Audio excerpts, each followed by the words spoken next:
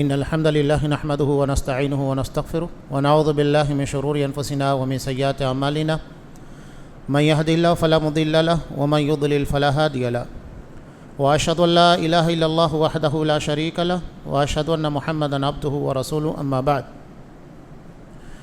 فإن خير الحديث كتاب الله وخير الهدي هدي محمد صلى الله عليه وسلم وشر الأمور محدثاتها وكل محدثة بدعة وكل بدعة ضلالة وكل ضلالة في النار. أعوذ بالله السميع العليم من الشيطان الرجيم. بسم الله الرحمن الرحيم. يا أيها الذين آمنوا اتقوا الله حق تقاته ولا تموتن إلا وأنتم مسلمون. يا أيها الناس اتقوا ربكم الذي خلقكم من نفس واحدة وخلق منها زوجها وبث منهما رجالا كثيرا ونساء واتقوا الله الذي تساءلون به والأرحام إن الله كان عليكم رقيبا. يا أيها الذين آمنوا اتقوا الله وقولوا قولا سديدا يصلح لكم أعمالكم ويغفر لكم ذنوبكم ومن يطع الله ورسوله فقد فاز فوزا عظيما.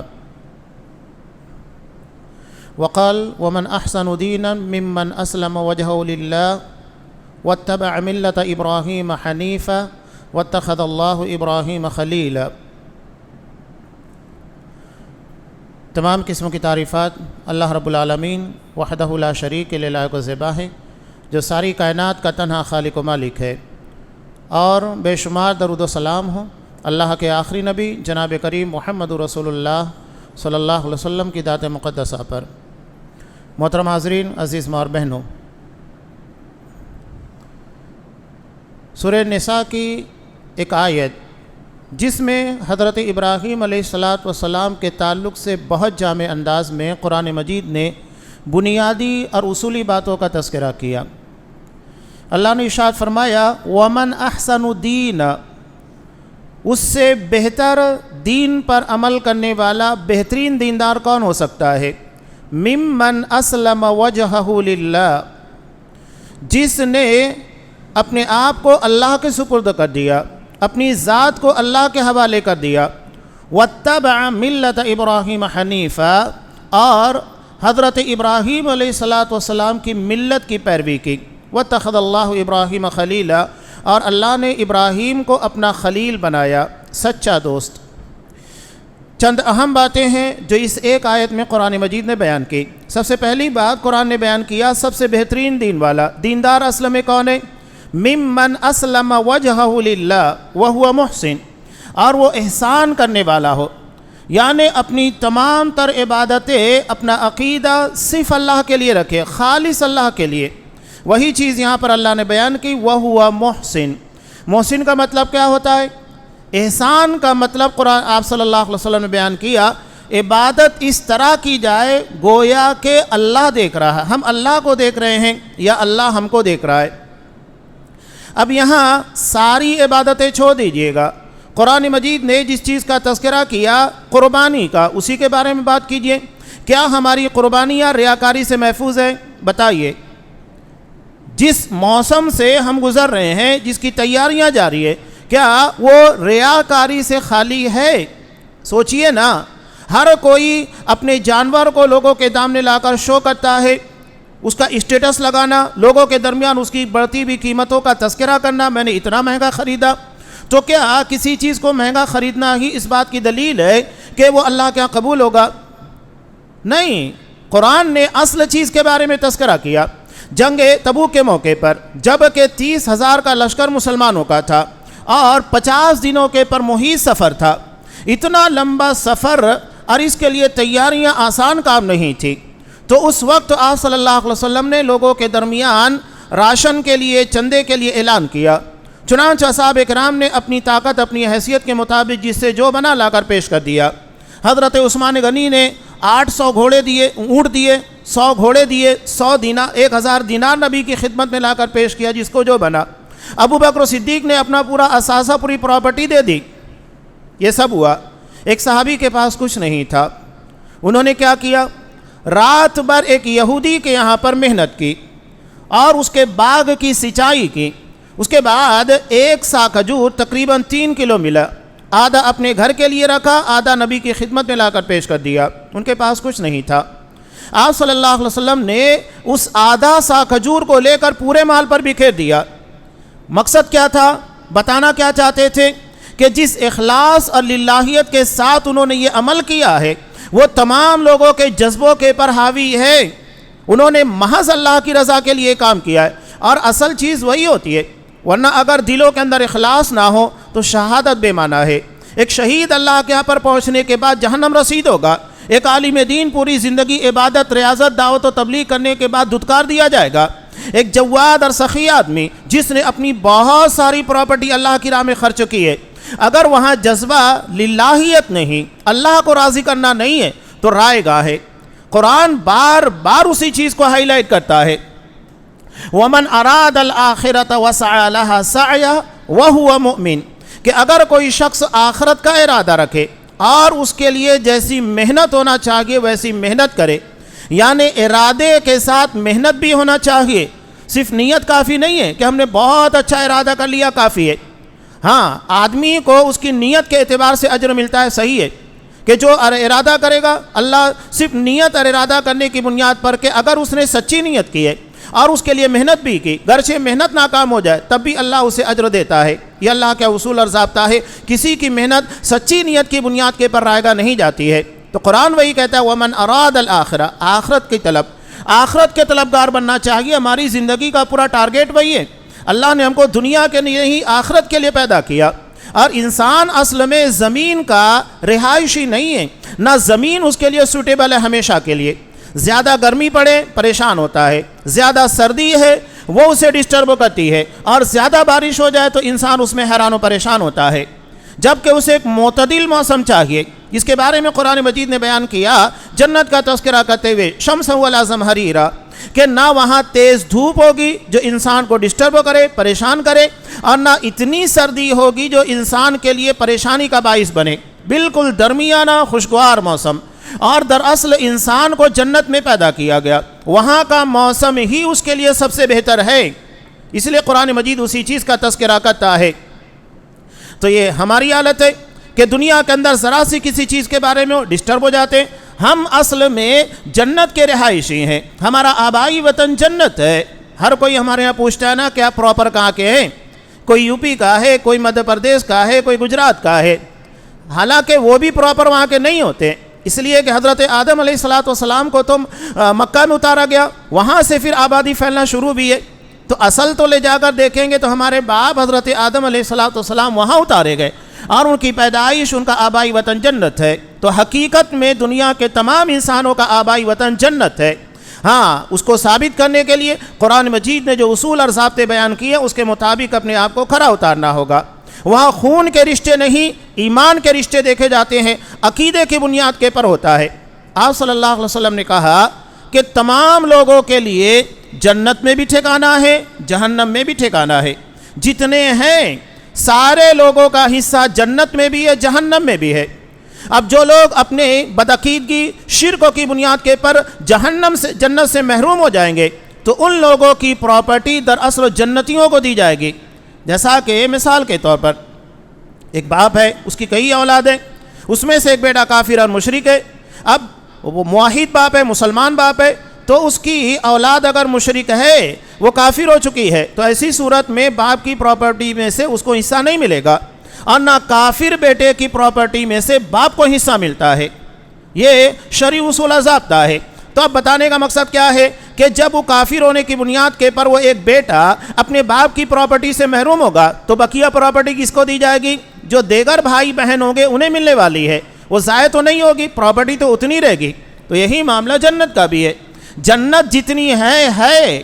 اب اگر کوئی اپنی بدعقیدگی کی بنیاد پر، کفر اور شرکوں کی بنیاد کے پر اسے محروم ہوا تو پھر نتیجہ یہ ہوگا کہ وہ حصہ اسے اہل جنت کے لوگوں کو دیا جائے گا جو جنتی ہوں گے، جو ایمان عقیدہ توحید کی بنیاد پر جنت میں داخل ہوں گے۔ اور یہی معاملہ جہنم کا بھی ہے، جو عقیدے کی بنیاد پر، توحید کی بنیاد پر جہنم سے نجات پا جائیں گے، ان لوگوں کا جو حصہ ہوگا، ان کی جو زمین ہوگی وہ کافر اور مشرکوں کے حصے میں آنے والی ہے، اس عذاب کو انہیں جھیلنا ہوگا۔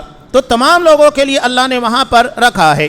اب یہاں قرآن نے جس چیز کا تذکرہ کیا، وَمَنْ أَحْسَنُ دِينًا مِّمَّنْ أَسْلَمَ وَجْهَهُ لِلَّهِ، بنیادی چیز قرآن مجید نے بیان کی، اخلاص، للہیت، کسی بھی عمل کو صرف اللہ تبارک و تعالیٰ کی رضا کے لیے کرنا، اور یہ چیز سب سے بہترین اور شاندار طریقے سے حضرت ابراہیم علیہ السلام کی زندگی میں ہمیں نظر آتی ہے۔ اللہ نے جو مانگا عطا کر دیا، کوئی چیز روکی نہیں، اور یہی دراصل اسلام ہے۔ اسلام کا مطلب اپنے آپ کو کسی کے حوالے کرنا، مسلمان کا مطلب جس نے اپنی زندگی کو کسی اور کے حوالے کیا، اب اس کی زندگی اپنی نہیں ہے، اس کی خواہشات، اس کی سوچ، اس کے فکر، اس کے خیالات اپنے نہیں ہیں، اب وہ مکمل طریقے سے اللہ اور اس کے رسول کے حوالے اپنے آپ کو کر دیا ہے۔ یہی بات تو آپ صلی اللہ علیہ وسلم نے ارشاد فرمائی، جیسا کہ ابن بطہ کی روایت میں ہے کہ لا یؤمن احدکم حتی یکون ہواہ تبعا لما جئت بہ، کہ تم میں کا کوئی شخص اس وقت تک مومن نہیں ہو سکتا جب تک کہ وہ اپنی خواہشات، اپنی سوچ، ان تمام چیزوں کو میری لائی ہوئی شریعت کے تابع نہ کر دے۔ انسان کی گمراہی کی وجہ اس کی سوچ ہے۔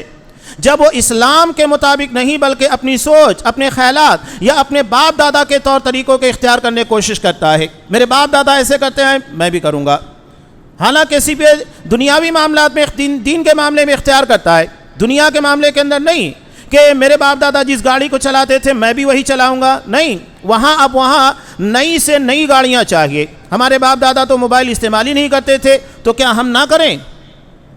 تو وہاں پر وہ نہیں دیکھے گا۔ دین کے معاملے میں جو کہ قرآن و حدیث کے تابع، وہاں پر اپنے باپ دادا کو لا کر کھڑا کرتا ہے جہاں باپ دادا کو نہیں لانا چاہیے۔ اور یہاں امت کی گمراہی کی سب سے بڑی وجہ، قرآن نے اس چیز کا تذکرہ بار بار کیوں کیا؟ قرآن میں 3 نبیوں کا آپ کو بہت تذکرہ ملے گا، ایک حضرت نوح علیہ السلام، دوسرے حضرت موسیٰ علیہ السلام، اور تیسرے حضرت ابراہیم علیہ السلام، اور یہ تینوں کے تینوں اپنے اعتبار سے نمونہ ہیں۔ حضرت نوح علیہ السلام دعوت کے میدان میں نمونہ، 950 سال محنت کیے۔ بتائیے کیا ہم اپنی اتنا وقت تو دین کے لیے دیتے ہیں؟ نہیں دیتے ہیں۔ آج ایک بندہ گھنٹوں موبائل لے کر بیٹھا رہتا ہے، اسکرولنگ چالو ہے، واٹس ایپ ہے، فیس بک ہے، سب چل رہا ہے، لیکن نماز اور دروس تمام چیزوں میں اس کا جی نہیں لگتا۔ نہ خطبات جمعہ، جس کے بارے میں آپ صلی اللہ علیہ وسلم نے کہا کہ ممبر کے پر خطیب جیسے ہی چڑھتا ہے فرشتے رجسٹر کو بند کر دیتے ہیں، اب وہ حاضرین میں نہیں بلکہ غیر حاضر لوگوں میں شمار کیا جاتا ہے، اسے ابسنٹ کر دیا جاتا ہے۔ جمعہ کا یہ اہتمام نہیں، جس جمعہ کے بارے میں صحابہ جو دور کے علاقوں میں رہا کرتے تھے وہ آپ صلی اللہ علیہ وسلم کے خطبہ جمعہ کو سننے کے لیے جمعرات کو نکل جاتے تاکہ جمعہ کے دن آپ کا خطبہ سننے کے بعد واپس اپنے مقام پر جائیں۔ اتنا اہتمام، کیا آج ہمارے یہاں وہ اہتمام ہے؟ نہیں ہے۔ بابری مسجد کے بارے میں آوازیں اٹھانے والے، مسجد اقصیٰ کے بارے میں آوازیں اٹھانے والے، کیا ہم نے اپنے قریب کی جگہوں کی، اپنے مکان کے جگہوں کی، جس گھر کے قریب میں رہتے ہیں مسجدیں ہیں، کیا ہم نے ان مسجدوں کا حق ادا کیا، اسے صحیح طور کے پر آباد کیا؟ تو یہ سوچنے کی بات ہے کہ اتنی دور کی باتوں کے بارے میں اتنا فکر مند ہے اور قریب کی مسجدوں کو آباد کرنے کا کوئی فکر نہیں۔ تو یہ حضرت نوح علیہ السلام 950 سال محنت کی، کتنا وقت ہم نے دیا؟ آج ہمارے پاس کاروبار کے لیے بہت وقت ہے، ساری چیزوں کے لیے وقت ہے، دین کے لیے وقت تو نہیں ہے۔ حالانکہ آج اگر دیکھا جائے تو فتنے ہمیں ٹارگیٹ کر رہے ہیں، اور خاص طور سے جماعت اہل حدیث کو ٹارگیٹ کیا جا رہا ہے۔ آج کے زمانے میں یہ جو نئے نئے فتنے آ رہے ہیں، آج ہم نے ایک پروگرام رکھا، اس کا مقصد وہی رافضیت کی حقیقت جانیے گا۔ ایک جنگ وہ ہے جو ایران ہے، اسرائیل، امریکہ وغیرہ میں لڑی جا رہی ہے، یہ صرف اس علاقے کی ہے، لیکن اس سے کہیں زیادہ خطرناک اور بڑے وسیع پیمانے کے پر لڑی جانے والی جنگ فکری جنگ ہے، جو سوشل میڈیا کے پر اہل حدیثوں کے خلاف، سلفیوں کے خلاف لڑی جا رہی ہے، ان کے عقیدے کو تباہ کرنے کے لیے، سچے کو جھوٹا، جھوٹے کو سچا بتانے کے لیے، جو امانت دار ہے اس کو خائن اور خائن کو امانت دار بتانے کے لیے وہ جنگ روزانہ لڑی جا رہی ہے۔ آج ہمارے درمیان کتنے لوگ ایسے ہیں جو جا کر ایران کا سپورٹ کرتے ہیں، وہ اسرائیل سے لڑ رہا ہے، تو کیا اسرائیل سے لڑنے کی وجہ سے وہ ہمارا ہمنوا ہو گیا؟ وہ حضرت ابوبکر صدیق کا دوست ہو گیا، وہ حضرت عمر فاروق کے بارے میں اچھے خیالات رکھنے والا ہو گیا، اس نے حضرت عائشہ رضی اللہ تعالیٰ عنہ کے پر لگائے گئے الزامات سے اپنے آپ کو بری کر لیا؟ نہیں، یہ صرف ایک نورا کشتی ہے جو لوگوں کے درمیان دکھائی جا رہی ہے۔ آج عرب ملکوں کو کیوں ٹارگٹ کیا جا رہا ہے؟ آپ کو پتہ ہے کہ آخر کار سعودی عرب ہے، کویت ہے، قطر ہے، یو اے وغیرہ جو بھی ہیں، خاص طور کے پر انہیں ٹارگٹ کیوں کیا جاتا ہے؟ آج ہمارے درمیان بھی بہت سارے بیوقوف لوگ ہیں جنہیں علم ہی نہیں ہے، صرف ظاہری باتوں کے پر ان لوگوں کو اچھلتے کودتے دیکھا جاتا ہے، چلے آتے ہیں سعودی عرب کی تعریف کرنے، کیوں نہ کریں؟ یہ ہمارے ولا اور برا عقیدے کا حصہ ہے۔ ہمارے عقیدے کا دوستی اور دشمنی کا معیار یہی ہے کہ جو عقیدہ توحید کے پر ہوگا ہمارا دوست ہوگا۔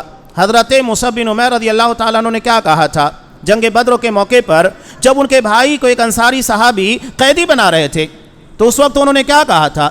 انہوں نے کہا تھا اسے اچھے طریقے سے باندھو، اس لیے کہ اس کی ماں اسے آزاد کرنے کے بدلے میں تمہیں بہت دودھ والی اونٹنیاں دے گی۔ مصعب بن عمیر کے بھائی نے کہا کہ مصعب تم میرے بارے میں ایسی باتیں کر رہے ہو میرے بھائی ہو کر؟ کہا کہ دیکھو تم میرے بھائی نہیں ہو، یہ انصاری میرا بھائی ہے، اس لیے کہ یہ مومن ہے، یا ایمان کے رشتے دیکھے جاتے ہیں، خون کے رشتے نہیں دیکھے جاتے، تو یہ ہمارے ولا اور برا کا عقیدہ ہے، اس کا حصہ ہے، اور اگر کوئی اس کو نہیں مانتا تو اس کا عقیدہ ہی صحیح نہیں ہے۔ عقیدہ بار بار اسی لیے پڑھایا جاتا ہے، یہ سارے معاملات جو چل رہے ہیں وہ عقیدے کی بنیاد پر چل رہے ہیں، ہر کسی کا معاملہ عقیدے سے جڑا ہے۔ اسرائیل کیوں چاہتا ہے جلد سے جلد غزہ کو کھنڈر کر دیا جائے؟ اس لیے کہ وہ دجال کے انتظار میں ہے، وہ ان کا مہدی ہے، وہ آئے جلدی سے جلدی ہیکل سلیمانی تعمیر ہو، اس کے پر پھر ان کی حکومت قائم ہو۔ اور رافضی کیوں چاہتا ہے؟ وہ اپنے امام غائب کا منتظر ہے کہ ان کا امام غائب جو قیامت تک نہیں آنے والا ہے اس کے بارے میں منتظر ہے کہ وہ آئے اور دنیا میں سنیوں سے نجات دلا کر ہماری حکومت قائم ہو۔ ہر کوئی کسی نہ کسی کا انتظار کر رہا ہے، جبکہ حقیقت میں امام مہدی جو منتظر ہے، جن کا انتظار کیا جا رہا ہے، وہ حقیقت ہے، باقی سب دھوکے بازی ہے، اس کی کوئی حقیقت نہیں ہے۔ وہ آئیں گے اور اپنے وقت پر آئیں گے، قیامت کی نشانیوں میں سے ایک نشانی ہے۔ تو یہ ساری چیزیں عقیدے سے جڑی ہوئی ہیں۔ تو یہ میں کیوں کہہ رہا تھا کہ آخر کار سعودی عرب وغیرہ کو ٹارگٹ کیوں کیا جاتا ہے؟ اس کی سب سے بڑی وجہ یہ ہے کہ آج دنیا میں سب سے زیادہ اسلام کے بارے میں اگر کوئی دعوت کا کام کرتا ہے تو سعودی عرب ہے، کویت وغیرہ ہے، اس لیے ان کو ٹارگٹ کیا جا رہا ہے تاکہ اسلام کی دعوت کا کام رک جائے۔ افریقن ملکوں نے کوشش کی تھی، کیا کوشش کی تھی؟ یہ 2000 پہلے کی بات ہے، سن 2000 سے پہلے کی، کہ ہم افریقی ملکوں کو، جتنے افریقی ممالک ہیں، ان تمام ممالک کو عیسائی کنٹری کے اندر اکثریت والا ملک بنا دیں گے۔ اس وقت تو شاہ فہد رحمہ اللہ زندہ تھے، انہوں نے وہاں کے تمام دعات اور مبلغین جو کہ مدینہ یونیورسٹی کے فارغین تھے، ان تمام لوگوں کو جمع کیا اور انہیں کہا کہ تمہیں جو لگتا ہے لے کر جاؤ، جتنا پیسہ جتنا فنڈ لگتا ہے دینے کے لیے تیار ہے، جا کر اسلام کا کام کیجئے گا۔ ہم کہتے ہیں نا کہ انہوں نے اپنے تجوری کے دروازے کو کھول دیا اور اپنے روپیے پیسے کو، دولت کو پانی کی طرح بہایا، تو یہ مثال اسی کے پر فٹ آتی ہے۔ انہوں نے اپنی پوری دولت کو لگا دیا، جتنا لگا اتنا دینے کے لیے تیار ہو گئے، سب تمہیں چاہیے، جو چاہیے سب ملے گا، لیکن جا کر اسلام کا کام کیجئے، لوگوں کو مسلمان بنائیے۔ نتیجہ یہ ہوا کہ جن لوگوں نے یہ ٹھانا تھا کہ ہم 2000 کے آنے سے پہلے افریقی ممالک کو عیسائی اکثریت والا، میجارٹی والا ملک بنا دیں گے، نتیجہ یہ ہوا کہ ان کے پادریوں نے اسلام کو قبول کیا۔ یہ نتیجہ ہوا، یہ دعوت کا نتیجہ ہے۔ ہم کو جو دکھائی دے رہا ہے بس چند چیزوں کو لوگ کا ٹارگٹ کرتے، اس نے یہ کر لیا، اس نے وہ کر دیا، حالانکہ سب چیزوں کا جواب اپنی جگہ پر ہے۔ میں جو کہہ رہا ہوں کہ سعودی عرب اور کویت وغیرہ کو ٹارگٹ کرنے کی بنیادی وجہ ان کا دعوتی مشن ہے، دعوتی کام ہے، اس کو ٹارگٹ کیا جاتا ہے اور کچھ نہیں ہے۔ آپ کو حیرت ہوگی کہ کویت کا پورا سالانہ جو بجٹ ہوتا ہے اس میں 8% سے زیادہ دعوت کے پر خرچ کیا جاتا ہے، 8% سے زیادہ۔ آج ہمارے یہاں تعلیم کے پر اتنا خرچ نہیں ہوتا ہوگا اپنے بجٹ کا حصہ، وہ 8% سے زیادہ دعوت و تبلیغ کے پر اپنا پیسہ لگاتے ہیں۔ ہے کسی کے پاس اتنا؟ یہ اسی لیے ٹارگٹ کیا جا رہا ہے کہ انہیں ٹارگٹ کرو، ان کی معیشت کو تباہ کرو تاکہ ان کے ذریعے دعوت کا کام رک جائے۔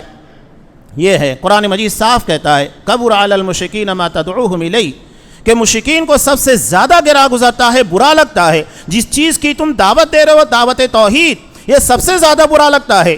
اور مسلمانوں کے درمیان بھی بہت سارے لوگوں کو جو عقیدہ توحید کی اہمیت کو نہیں جانتے، انہیں بھی بڑا برا لگتا ہے۔ تو یہ حضرت نوح علیہ السلام 950 سال انہوں نے محنت کی، دعوت و تبلیغ کا کام انجام دیا، اسی کے ذریعے اسلام آگے بڑھتا ہے، یہ اسلامی مشن ہے۔ اور دنیا میں اسلام واحد ملک ہے جو دعوت کا کام کرتا ہے، ورنہ یہودیت کے ماں پر دعوت نہیں ہے، اس لیے کہ وہاں نسل چلتی ہے، جو نسلی طور پر یہودی ہے بس وہی ہے، اس کے علاوہ کسی اور کو یہودی بننے کی اجازت نہیں ہے۔ اور نصرانی حقیقت میں وہ دعوتی مشن ہے ہی نہیں، نہ ان کا مذہب دعوتی ہے، لیکن وہ کام کر رہے۔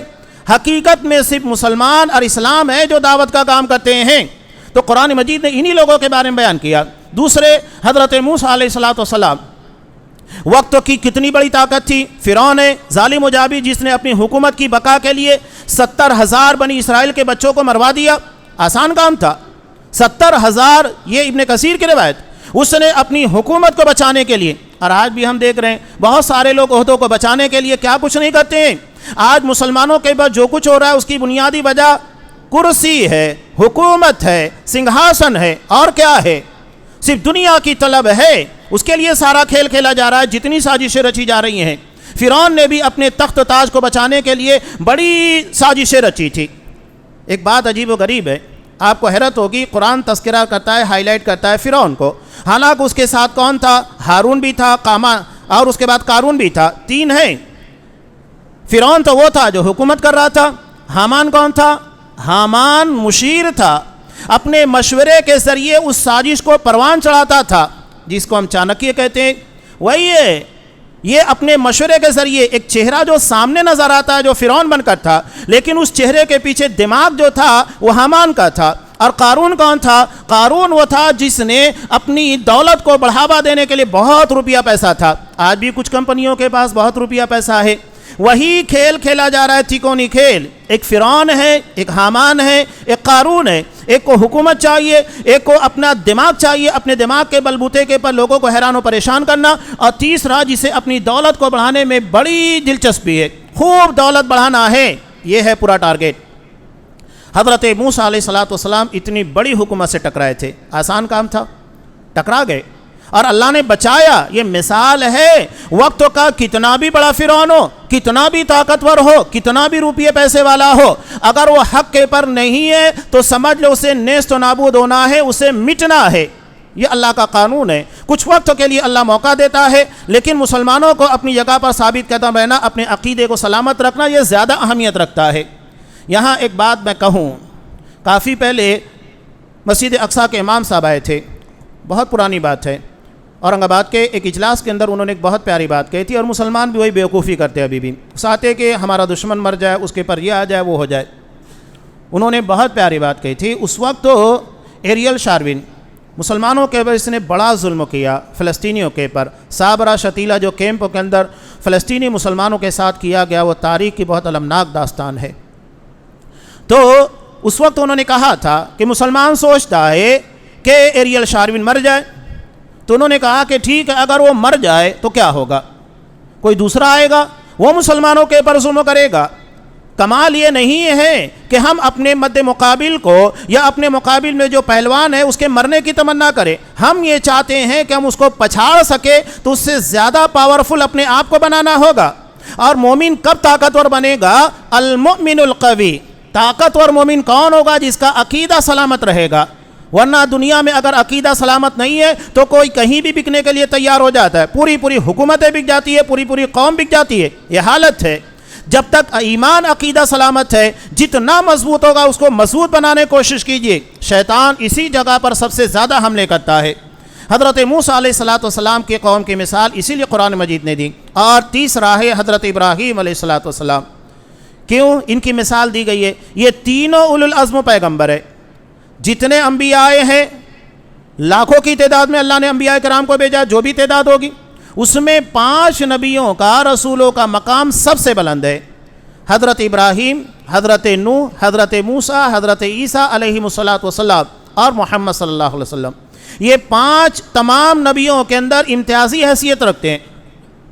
اور ان 5 میں 2 لوگوں کا مقام اور مرتبہ بقیہ 3 سے بڑھا ہوا ہے، اور وہ ہیں حضرت ابراہیم اور محمد رسول اللہ صلی اللہ علیہ وسلم۔ اور ان دونوں میں بھی، ان دونوں کو خلیل کہا جاتا ہے، اور ان دونوں میں بھی محمد صلی اللہ علیہ وسلم کا مقام سب سے بلند ہے۔ آپ سید الانبیاء، سید البشر ہیں۔ تو حضرت ابراہیم علیہ السلام، قرآن مجید نے کسی نبی کے بارے میں یہ نہیں کہا کہ آپ ان کی ملت کی پیروی کیجئے، جس طریقے سے انہوں نے دعوت کا کام کیا، دین لوگوں کے درمیان پھیلایا، اس طریقے کے مطابق چلیے، نہیں، بلکہ آپ صلی اللہ علیہ وسلم نے حضرت موسیٰ کے بارے میں کہا وَلَوْ كَانَ حَيًّا وَأَدْرَكَ نُبُوَّتِي لَاتَّبَعَنِي، کہ اگر حضرت موسیٰ علیہ السلام بھی زندہ ہوتے اور میری نبوت کے زمانے کو پا لیتے، میری ہی پیروی کرتے۔ لیکن یہاں قرآن حضرت ابراہیم علیہ السلام کی ملت کی پیروی کا حکم دے رہا ہے کہ جس طرح حضرت ابراہیم علیہ السلام نے کام کیا، دعوت کا کام کیا، بغیر کسی کے ڈرے، عقیدے کے پر بغیر کسی کمپرمائز کے، وہ ہمارے لیے سب سے بڑا نمونہ ہے۔ اور آج مسلمان عقیدے کے معاملے میں کہاں سمجھوتا نہیں کرتا ہے. جو کھلے کھلے مشرکت ہمارے سامنے دکھتے ہیں، قبروں کو پوچھنے والے، غیر اللہ سے مدد مانگنے والے، واسطہ وسیلہ لگانے والے، یہ تو کھلے کھلے. ہمارے درمیان بھی اگر اپنوں کے بارے میں عقیدے کا جائزہ لیا جائے تو کتنے ہوں گے جو اس بارے میں اچھے طریقے سے جانتے ہیں کہ اللہ کی سب سے بڑی مخلوق کون سی ہے، عقیدے کا علم کس طرح حاصل کرنا چاہیے، اصول ثلاثہ کیا ہے، قواعد اربع کیا ہے، نہیں پہچان پائیں گے. اور اگر اس طرح کی باتیں لوگوں کے سامنے رکھی جائے تو لوگ سمجھتے نہیں ہے کیا ہے. اصل یہی ہے. آپ سعودی عرب وغیرہ، کویت وغیرہ کے بچوں کو دیکھیے نا، جب سوال کریں گے پٹ پٹ، جس طرح آپ سورہ فاتحہ پڑھ کر سناتے ہیں ویسے ان سارے عقیدے کی باتوں کا جواب دیں گے دلیل کے ساتھ. ہم توحید الوہیت مانتے ہیں، توحید ربوبیت مانتے ہیں، توحید اسماء و صفات مانتے ہیں. ٹھیک ہے، اگر کسی سے آپ سوال کر لیجئے، ٹھیک ہے آپ توحید ربوبیت کی دلیل دیجئے، کون دلیل دے گا؟ توحید ربوبیت مانتے ہیں، دلیل دیجئے قرآن مجید سے کہ اللہ رب ہے، ربوبیت کی دلیل دیجئے. کیا دلیل دیں گے آپ؟ خاموشی آ جاتی ہے. تو ہم صرف سن رہے ہیں، ہمارے اندر وہ چیز نہیں ہے جو ہونا چاہیے. فوری طور پر جواب نکلنا چاہیے. توحید الوہیت اس کا جواب ہونا چاہیے، قرآن سے حدیث سے دلیل ہونا چاہیے. وہاں کا بچہ ان ساری چیزوں کے بارے میں جواب دیتا ہے، اور یہ چیزیں ہماری زندگی کا حصہ ہے، ہر جگہ پہنچا جائے گا. ہم جو صبح شام کے اذکار پڑھتے ہیں، مسند احمد کی روایت کے مطابق صبح شام 3 مرتبہ کیا پڑھنا ہے؟ رضیت باللہ ربا وبالاسلام دینا وبمحمد صلی اللہ علیہ وسلم نبیہ. یہ صبح شام کے اذکار میں شامل ہے، 3 مرتبہ پڑھنا ہے. اور یہی اگر دیکھا جائے قبروں کے تینوں سوالات کے جوابات یہی ہیں. کیا ہے؟ پہلا ہے تیرا رب کون؟ تو ہم کیا کہتے ہیں؟ رضیت باللہ ربا، کہ میں اللہ کے رب ہونے پر راضی ہوں، اس کی ربوبیت کے پر رضامند ہوں. اور اللہ تبارک و تعالیٰ کی ربوبیت ہے کہ رب ہونے میں 3 چیزیں پائی جاتی ہے: خالق ہونا، مالک ہونا، متصرف ہونا. خالق کا مطلب تمام چیزوں کو پیدا کرنے والا، سب چیزیں اللہ ہی نے پیدا کی ہیں. اور جو خالق ہے وہی مالک ہے، اس لیے کہ جو پیدا کرے گا، کریشن کرے گا، وہی مالک ہوگا. اور اللہ نے قرآن مجید میں سب سے پہلے اللہ کی جس صفت کا تذکرہ کیا وہ خالقیت ہے، کریشن ہے، پیدا کرنا. اقرأ بسم ربک الذی خلق، پڑھو اس رب کے نام کے ساتھ جس نے پیدا کیا. اس لیے کہ انسان جب پیدا ہوتا ہے تو دیکھتا ہے کہ چیزیں پیدا ہو رہی ہیں، تو کیا کسی پیدا کرنے والے کے کوئی چیز وجود میں آ سکتی ہے؟ یہی تو سب سے پہلی سیڑھی بنتی ہے اللہ کے رب ہونے کی معرفت حاصل کرنے کی، کہ اللہ پیدا کرنے والا ہے، کوئی رب ہے. بغیر کسی پیدا کرنے والے کے کوئی چیز پیدا نہیں ہو سکتی ہے. یہ بالکل آسان دلیل ہے جو قرآن مجید نے ہم کو دی ہے. اور جو اللہ کا انکار کرتے ہیں یا کسی رب کا انکار کرتے ہیں تو اس سے بڑا جاہل کون ہو سکتا ہے؟ قرآن نے بالکل آسان دلیل دی. خلق، پیدا کیا. کیا بغیر کسی خالق کے کوئی چیز وجود میں آ سکتی ہے؟ نہیں آ سکتی ہے. تو یہ ہے اللہ کی خالقیت. مالک ہونا، اس کے بعد متصرف ہونا. متصرف کا مطلب کیا ہے؟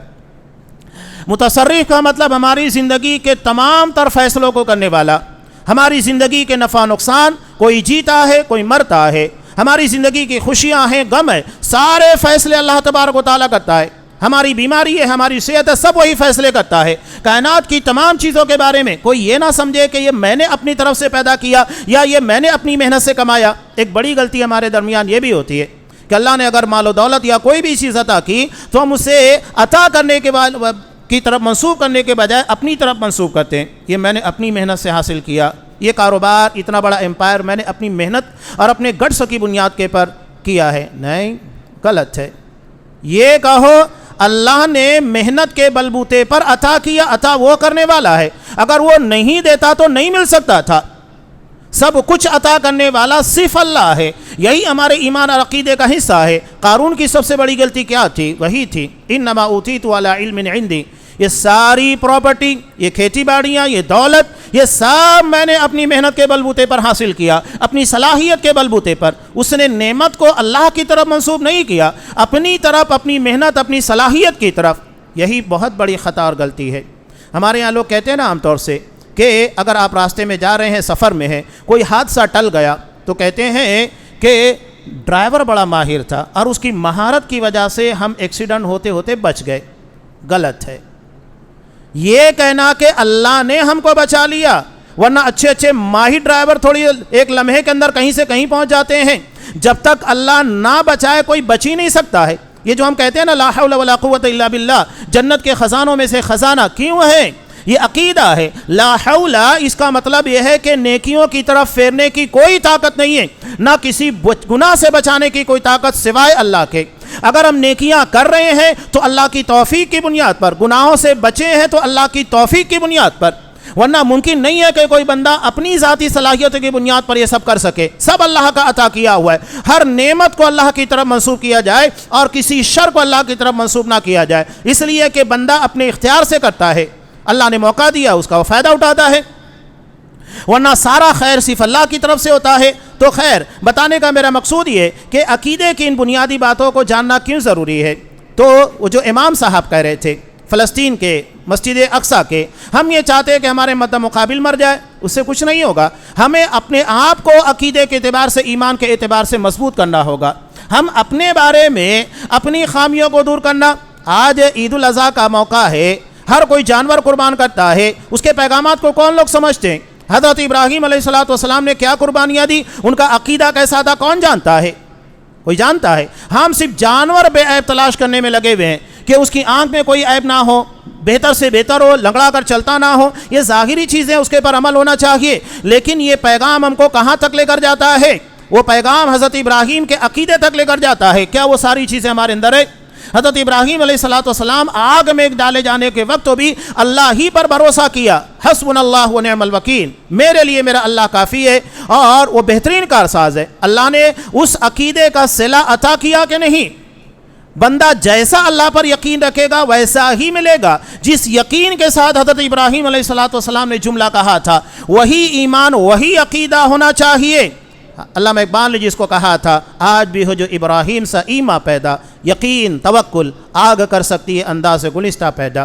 وہ یقین ہونا چاہیے. آپ صلی اللہ علیہ وسلم جب ایک سفر سے واپس آ رہے تھے تو ایک بیر کے درخت کے نیچے، چمن اسلام کے اندر ہمارے بچوں کو پڑھایا جاتا ہے، آپ آرام کر رہے تھے، تلوار لٹکی بھی تھی. ایک کافر آیا، چپکے سے اس تلوار کو لے کر نبی کے پر حملہ کرنا چاہتا تھا. آپ کی آنکھ بیدار ہو گئی. سوال کیا، من یمنعک منی، کہ کون تمہیں مجھ سے بچائے گا؟ تو آپ صلی اللہ علیہ وسلم نے کیا کہا؟ اللہ، میرا اللہ مجھے بچائے گا. تو صرف وہ جواب نہیں تھا، عقیدہ تھا، ایمان تھا، یقین تھا کہ اللہ ہی بچائے گا. وہ ایمانی پاور پیدا کرنے کی ضرورت ہے. صرف یہ جملہ نہیں ہے بلکہ ہمارے ایمان کی اصل حقیقت ہے جس کو یہاں پر لا کر بیان کیا گیا ہے. کیا وہ ایمان اور عقیدہ؟ سب سے پہلی بات کہ ہمارا عقیدہ کب مضبوط ہوگا؟ آپ اللہ کی معرفت کب حاصل کریں گے؟ کیا بغیر علم کے آپ کو ساری چیزیں ہو جائے گی؟ آپ کو اللہ کی مغفرت کا اندازہ نہیں ہے، اللہ کی بخشش، اللہ کی عطا کا اندازہ نہیں ہے، تو آپ کیا مانگیں گے؟ کیا گناہوں کے بارے میں اللہ تبارک و تعالیٰ سے مانگیں گے؟ وہ جو ہم پڑھتے نا 12 ایک روایت مسلم کی کہ بنی اسرائیل کے ایک شخص نے 99 لوگوں کو قتل کیا. اس کے بعد اس کے دل میں ایک داعیہ تھا، وہ جاننا چاہتا تھا، صحیح علم لینا چاہتا تھا کہ کیا میرے ان گناہوں کو بخشا جا سکتا ہے. اس کے پاس علم نہیں تھا. اب ایک آدمی تھا جو بڑا عبادت گزار تھا، جسے اپنی عبادت کے پر بڑا ناز ہوتا ہے. بعض لوگ ہوتے ہیں جنہیں اپنی عبادت کے پر بڑا ناز ہوتا ہے. تو اس نے کہا کہ اتنے سارے لوگوں کو قتل کرنے کے بعد تو اللہ سے توبہ کرنے چلا ہے، جا اللہ تجھے معاف نہیں کرے گا. ابھی تک اتنا گناہ کیا، کتنے عورتوں کو تو نے بیوہ بنایا، بچوں کو یتیم بنا دیا، اور اس کے بعد تو چلا ہے. یہی تو ہماری دنیا ہے، جبکہ اللہ کی رحمت اس سے بہت الگ ہے. اور اس کے بعد بھی اس کے دل میں داعیہ تھا. اب یہاں اس نے اس کو بھی مار دیا. یہاں علماء نے ایک بڑا پیارا استدلال کیا، جو اللہ کے بارے میں صحیح علم نہیں رکھتا اسے دنیا میں رہنے کا حق بھی نہیں ہے. اسے صحیح علم نہیں تھا کہ اللہ اسے معاف کر دے گا. اس نے کہا کہ اللہ تجھے معاف نہیں کرے گا، جبکہ اللہ کی مغفرت ان تمام چیزوں سے وسیع تھی. اس نے اللہ کی مغفرت کے پر وہ دعویٰ کیا جو اسے نہیں کرنا تھا.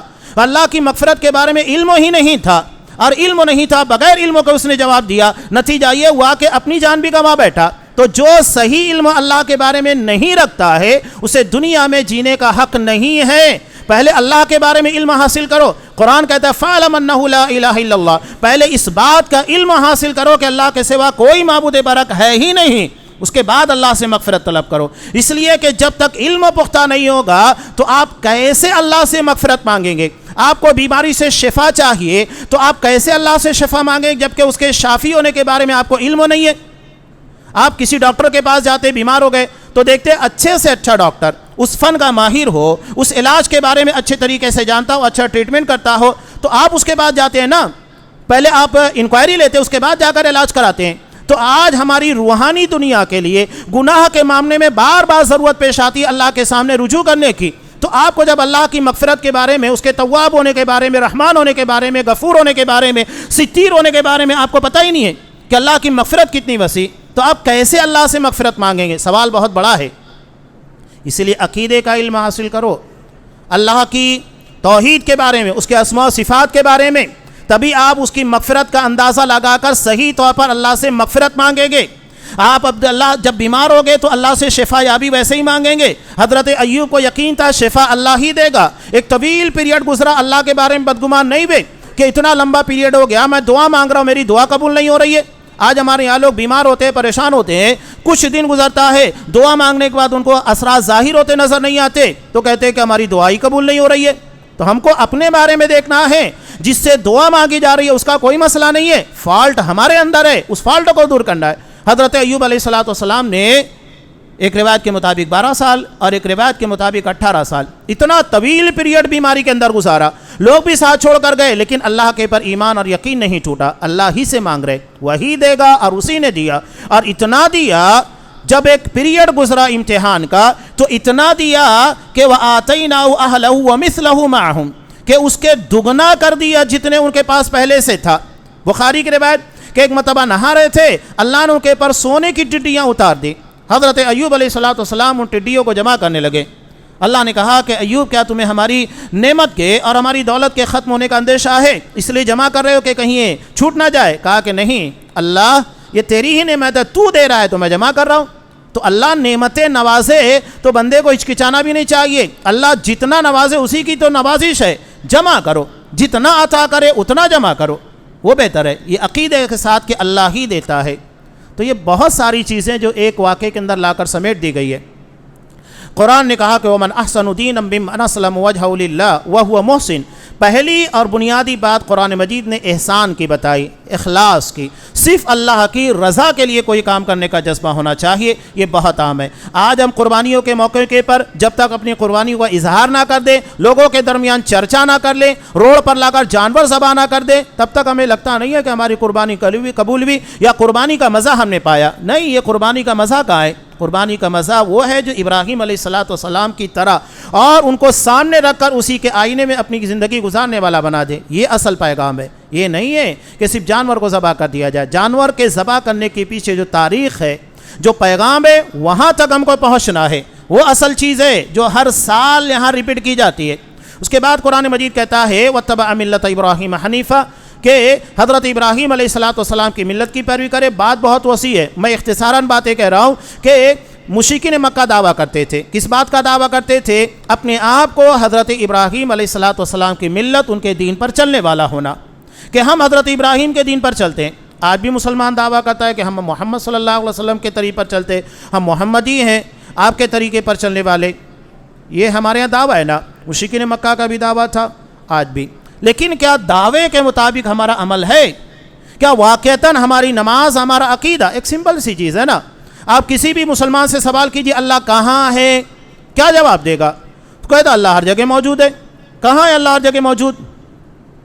کلمے کا معنی بدل دیا گیا، نعوذ باللہ. کلمے کا معنی ہے لا الہ الا اللہ، کہ اللہ کے علاوہ کوئی معبود برحق ہے ہی نہیں. اللہ نے ہم کو عبادت کے لیے پیدا کیا، وما خلقت الجن والانس الا لیعبدون، عبادت. لیکن ہمارے درمیان ایک جماعت پیدا ہو گئی، وہ خارجیوں کی جماعت. وہ کیا کہتی ہے؟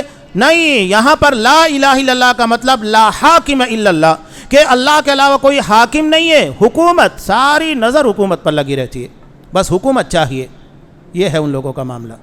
سعودی عرب پر اعتراض کرتے ہیں کہ وہ بادشاہی حکومت ہے. وہ نہیں دیکھ رہے کہ وہ قرآن حدیث کو نافذ کرنے والے. صاف کہتے ہیں کہ ہمارا دستور قرآن حدیث ہے. بتائیے دنیا میں کون سی حکومت اس طرح واضح طور پر دعویٰ کرتی ہے کوئی؟ آپ ترکی کی بات کرتے ہیں، ایران کی تو بات ہی مت کرو.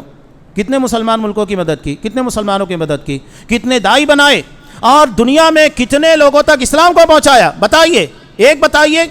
اور آپ کو رافضیوں میں اگر کوئی ایک حافظ قرآن ملے تو بتائیے. نہیں ملے گا. کیوں نہیں ملے گا؟ اس لیے قرآن مانتے نہیں ہے تو حفظ کیوں کریں گے؟ وہ اسے اللہ کا کلام نہیں مانتے، وہ اسے محرف مانتے ہیں کہ ان کا اصل قرآن ان کا امام لے کر غائب ہو گیا ہے، تو کیوں وہ حافظ بنیں گے؟ قرآن نہیں حفظ کرتے وہ لوگ. یہ مسئلہ ہے اور لوگ ان کی تائید کر رہے ہیں. جو نہ ہمارا قرآن مانتا ہے، جو نہ صحابہ کو مانتا ہے، نہ ابو بکر صدیق نہ عمر فاروق کو کہتے کہ وہ مسلمان ہے. کہا ہے کہ مسلمان. یہ یہودیوں سے زیادہ بدترین دشمن ہے. تاریخ اٹھا کر دیکھیے، جو سقوط بغداد ہے جس میں تاریخی روایت کے مطابق 10 لاکھ بلکہ اس سے زیادہ مسلمانوں کو شہید کیا گیا، تو بغداد کے پر حملہ کرنے کے لیے ہلاکو کو کس نے اکسایا تھا؟ ابن القمی ایک شیعہ تھا. ہندوستان کی تاریخ میں بھی آپ کو رافضی ملے گا. یہ جو نام ملتا ہے نا آپ کو بار بار دہرایا جاتا ہے، چاہے ٹیپو سلطان کے زمانے میں، نواب سراج الدولہ کے زمانے میں جو نام دہرائے جاتے ہیں، کون ہیں وہ سب لوگ؟ میر جعفر، میر صادق، سب رافضی ہیں. یہ ہر جگہ غداری کرتے ہوئے نظر آئیں گے. ہر جگہ مسلمانوں کا ان لوگوں نے بیڑا غرق کیا ہے. کبھی ان سے وفا کی امید مت کیجیے گا. جہاں موقع ملے گا مسلمانوں کو نقصان پہنچائیں گے. ان کا مشن وہی ہے. یہ پیدا ہی اسی لیے ہوئے ہیں. یہ مجوسی حکومت ہے. ان لوگوں نے صرف حکومت ظاہر مسلمانوں کے غلبے کو دیکھ کر اپنے آپ کو مسلمان ظاہر کیا. وہاں آپ بات کرتے ہیں نا ابنائے ہرمز کی. ہرمز کون تھا؟ آپ اس کی تاریخ پڑھیے. ایک مجوسی سپہ سالار تھا. مجوسی آگ کا پجاری، جو اللہ کو نہیں مانتا، جو آگ کو مانتا ہے، آگ خدا ہے. مجوسی، آتش پرست. حضرت خالد بن ولید رضی اللہ تعالیٰ عنہ سے مقابلہ ہوا تھا، دھوکہ دیا. اس وقت ایک طریقہ رہا کرتا تھا مباحثت، چیلنج. ایک ایک آدمی آئے گا، لڑے گا اور اس کے بعد جنگ شروع ہوتی تھی. تو اس نے دھوکہ دیتے ہوئے اپنے اطراف میں بہت سارے لوگوں کو چھپا دیا، اور جب حضرت خالد بن ولید اس کے مقابلے میں آئے لڑنے کے لیے تو اس نے غداری کرتے ہوئے، دھوکہ دیتے ہوئے حضرت خالد بن ولید کے مقابلے میں آیا، ساتھ ہی ساتھ اپنے بہت سارے لوگوں کو ان کے خلاف لا کر کھڑا کر دیا. اب وہاں تو ماحول بالکل ایسا تھا کہ چند لمحوں میں حضرت خالد بن ولید کی شہادت طے تھی. نہیں ہوا. اللہ نے ان کو اتنی ذہانت دی تھی، فوری طور پر معاملہ سمجھ گئے. صحابہ پیچھے تھے، ان لوگوں نے اندازہ لگایا، فوراً آگے بڑھے اور اس دھوکے کا جواب دیا. خالد بن ولید نے ہرمز کو مارا جو ان کا سپہ سالار تھا، اور فارس کو فتح کیا. عام طور سے جب کسی علاقے کو فتح کیا جاتا ہے تو نام کس کا دیا جاتا ہے؟ فاتح کا، جس نے فتح کیا ہے. یہ نہیں کہ جو مفتوح ہے، جو مارا گیا ہے، تو اسے ابنائے ہرمز نہیں بلکہ ابنائے خالد بن ولید کہنا چاہیے. لیکن انہوں نے اپنی فارسی تاریخ کو زندہ رکھنے کے لیے، اپنی رافضیت کو زندہ رکھنے کے لیے خالد بن ولید کا نام نہیں دیا، ہرمز کا نام زندہ رکھا، جو کہ ایک مجوسی تھا. بتائیے مسلمان خالد بن ولید سے محبت کرے گا کہ ہرمز سے محبت کرے گا جو مجوسی تھا، آگ کا پجاری تھا، مشرک تھا، کافر تھا؟ یہ ہے ہمارے کہ کن کن چیزوں کا تذکرہ کیا جائے. تو یہ حضرت ابراہیم علیہ السلام کے بارے میں یہ جو دعویٰ ہے، مشرکین مکہ کرتے تھے، ہم بھی کرتے تھے. سوال قرآن مجید کا سیدھا ہے، کیا ہم اپنے دعوے میں واقعتاً سچے ہیں کہ نہیں؟ ہم بھی اپنے آپ کو محمد صلی اللہ علیہ وسلم کے طریقے پر چلنے والا کہتے ہیں، تو کیا ہمارے اندر وہی عقیدہ جو نبی کے زمانے میں تھا، نبی کریم صلی اللہ علیہ وسلم نے صحابہ کو سکھایا، صحابہ نے اس کے مطابق عمل کیا، دین کے پر عمل کرنے کا جذبہ، طور طریقہ، کیا اسلام کو سمجھنے کا طریقہ ہے؟ یہ پوری تفصیل ہے جو قرآن مجید نے ایک آیت میں لا کر جمع کی. اسی لیے قرآن نے کہا جو ان دو اصولوں کے پر عمل کرے گا، یعنی اخلاص للہیت، صرف اللہ کی رضا کے لیے، اور ملت ابراہیم یعنی کام کرنے کا طور طریقہ صحیح ہونا چاہیے. اور اسی کو ہم کلمہ کہتے ہیں. کلمے کے اندر ہوتا لا الہ الا اللہ، کہ اللہ کے سوا کوئی معبود برحق ہے ہی نہیں، یہ عقیدہ ہے. اور اس کے بعد محمد رسول اللہ، نبی کریم صلی اللہ علیہ وسلم کی رسالت یعنی آپ کی سنت، آپ کے طریقے کو ماننا، یہ منہج ہے، یہ طریقہ ہے. عقیدہ اور طریقہ یہی ہماری بنیاد ہے کہ عقیدہ صرف اللہ تبارک و تعالیٰ کی ذات سے متعلق ہونا چاہیے اور شفافیت کے ساتھ جیسا اللہ نے بیان کیا. اور طریقہ اس میں بھی کسی بھی قسم کی ملاوٹ نہیں چلے گی. جس طرح بندہ اللہ کی عبادت، اس کی الوہیت میں شرک کرنے کے بعد مشرک بن جاتا ہے، وہاں کسی غیر کی عبادت شامل نہیں کی جا سکتی. اسی طرح نبی کریم صلی اللہ علیہ وسلم کی اتباع میں، آپ کی پیروی میں کسی غیر کو شامل نہیں کیا جا سکتا. دونوں میں شفافیت ہونا چاہیے، عقیدے میں بھی، طریقے میں بھی. اور اس کے بعد قرآن اس کا نچوڑ بیان کرتا ہے کہ اگر کوئی اپنے عقیدے، اپنے طریقے کو بالکل پرفیکٹ بنا لیتا ہے تو اس کے بعد قرآن کہتا ہے وَاتَّخَذَ اللَّهُ إِبْرَاهِيمَ خَلِيلًا، اللہ نے ابراہیم کو اپنا خلیل بنایا. خلیل یہ محبت سے آگے کا مقام ہے. محبت ہے لیکن محبت کی انتہا خلت ہے، یعنی ایسی محبت جس میں دو لوگوں کے درمیان کوئی تیسرا شریک نہ ہو. بخاری کی روایت ہے، آپ صلی اللہ علیہ وسلم، طویل روایت ہے، اس کا ایک حصہ بیان کر رہا ہوں. آپ نے کہا لو کنت متخذا خلیلا لاتخذت ابا بکر خلیلا، کہ اگر میں کسی کو اپنا خلیل بناتا تو ابو بکر صدیق کو بناتا.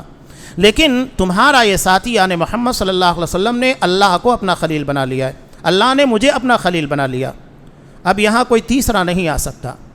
تو خلت کے مقام کے پر دو لوگ ہیں، حضرت ابراہیم بھی ہے اور محمد صلی اللہ علیہ وسلم بھی ہے، اور یہ سب سے اعلیٰ ترین مقام ہے جو اللہ کے سب سے قریب کرنے والا عمل ہے۔ لیکن کب یہ حاصل ہوتا ہے؟ جب بندہ اپنے عقیدے کے معاملے میں، اپنے طریقے کے معاملے میں، عمل کے معاملے میں بالکل کوڑا ہو، بالکل صاف ہو۔ اور وہی پیغام قربانی ہے کہ ایک جانور کو صرف ذبح نہیں کرنا ہے، بلکہ اپنی تمام بدعقیدگیوں کو، بدعمالیوں کو ذبح کرنا ہے، قربان کرنا ہے، تب کہیں جا کر آپ خلت کے مقام کے قریب پہنچتے۔ وہاں تو سوائے ابراہیم اور محمد صلی اللہ علیہ وسلم کے کوئی نہیں پہنچ سکتا، لیکن آپ جتنا بہتر عمل کریں گے اتنا زیادہ آپ کو گریڈ مل سکتا ہے، اور اس کے لیے زیادہ زیادہ کوشش کرنا چاہیے۔ حضرت ابراہیم کو ہمارے لیے اسی لیے نمونہ بنایا گیا، قد کانت لکم اسوۃ حسنہ فی ابراہیم والذین معہ، کہ ابراہیم اور ان کے ساتھ رہنے والے تمہارے لیے بہترین نمونہ ہے۔ اللہ تبارک و تعالیٰ سے دعا ہے اس پیغام کو ہم کو سمجھنے کی توفیق دے، اور ہمیں اپنے عقیدے اور طریقہ جو اللہ تبارک و تعالیٰ نے دین اور شریعت کی شکل میں نازل کیا، اس کی حفاظت کرنے، اسے سمجھنے، اور جس طرح صحابہ نے سمجھا اس کے مطابق عمل کیا، قربانیاں دیں، اللہ ہمیں وہی جذبہ عنایت فرمائے۔ آمین۔ بارک اللہ لنا ولکم فی القرآن العظیم ونفعنی وإیاکم بالآیات والذکر الحکیم، انہ تعالی جواد کریم ملک رؤوف رحیم۔